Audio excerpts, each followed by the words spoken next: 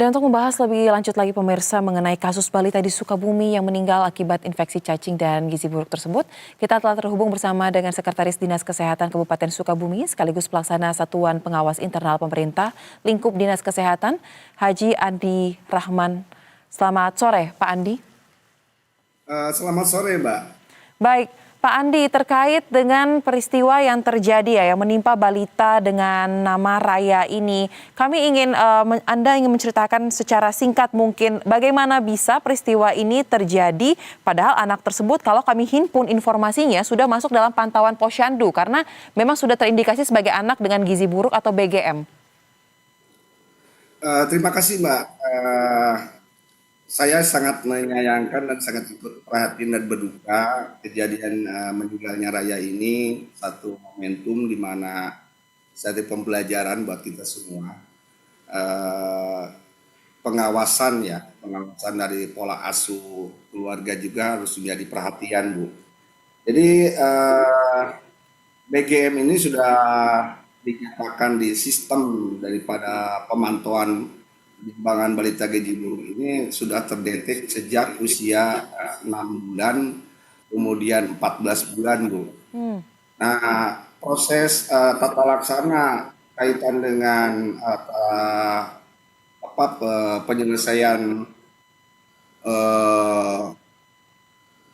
untuk menuntaskan protokol gizi buruk ini sudah melakukan intervensi baik spesifik yaitu kaitan dengan pemeriksaan, screening, kemudian juga pemberian bantuan PNP, Bu, di Posyandu gitu. Seperti itu, Bu.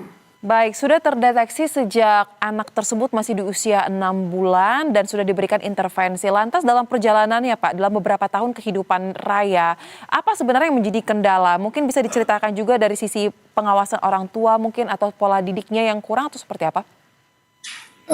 Yang jelas dari kesehariannya, Bu, saya melihat dari kasusnya Helminthiasis ini atau penyakit cacing ini, memang dia keluarganya hidup di lingkungan yang kurang baik artinya pola hidup bersih dan sehatnya itu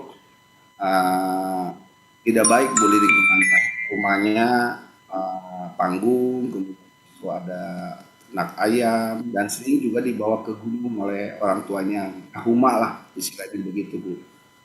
Baik, lantas berkaca dari kasus ini Pak, berapa banyak sebenarnya anak-anak setidaknya di tempat Bapak bertugas ya Pak di Dinas Kesehatan Kabupaten Sukabumi ini yang dalam status pemantauan khusus anak-anak seperti Raya ini Pak saat ini? Kalau penyakit cacing ini, Bu, kita itu punya namanya program PPOM pencegahan pemberian obat cacing Nah, itu dilakukan usia 1 sampai 12 tahun itu, 1 tahun itu 2 kali pemberian bersama dengan vitamin A. Itu biasanya dilakukan di Februari dan Agustus. Nah, setiap 6 bulan pasti anak balita yang ada di Kabupaten Sukabumi itu akan menerima akses layanan pemberian obat vitamin A dan pemberian obat cacing.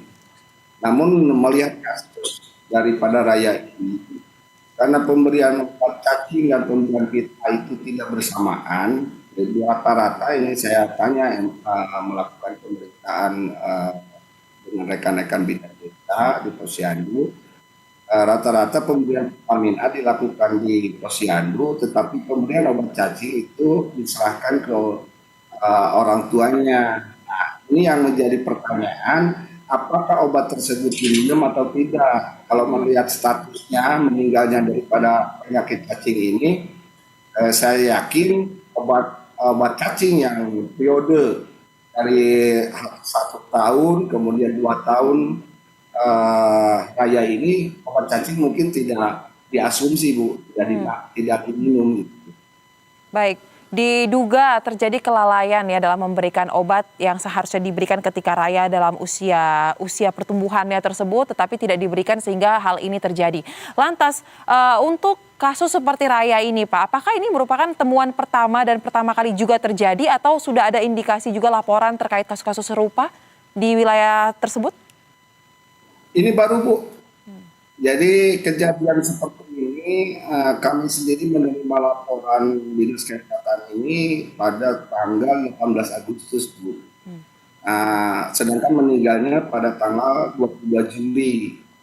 Jadi ini buat kami ini kejadian yang luar biasa, bersifat kompleks gitu, dan begitu nyebar dan viral. Gitu. Baik, kalau kami lihat Pak dari wawancara yang berkembang di media sosial terkait dengan peristiwa ini, pihak keluarga tidak menyebutkan apa yang menjadi hasil analisa atau diagnosa dari dokter terkait dengan kondisi dari Raya, atau tidak disampaikan atau mungkin mereka lupa. Nah, tapi apakah dari pihak Dinas Kesehatan sendiri sudah pernah menanyakan langsung kepada tim dokter ya di rumah sakit yang menangani Raya, apa sebenarnya yang hasil diagnosanya, Pak? Sudah, Bu, kami menanyakan langsung ke Rumah Sakit Samsudin. Ya, diagnosisnya itu meningitis TB ya, Bu ya. Kemudian ditambah dengan helminthiasis, yaitu penyakit cacing, ya parasit cacing galang terutama. Baik, untuk meningitis TB-nya tersebut sudah ada, baru diketahui seketika usia baru-baru ini, atau memang sudah dari kecil itu sudah terindikasi juga, Pak? Dalam intervensi balita di bawah garis merah itu, Bu, sudah ada SOP standar. Ketika penyebabnya itu kan yang spesifik bisa dari pola asuh, kemudian dari penyakit kronis. Nah, itu sudah dilakukan beberapa kali pemeriksaan, ada screening. Nah, bahkan kami sudah memberikan sebenarnya melalui BTA itu sekeluarga kontak rumah semua diperiksa, BTA-nya negatif, Bu, pada saat usia 2 tahun lah, Bu.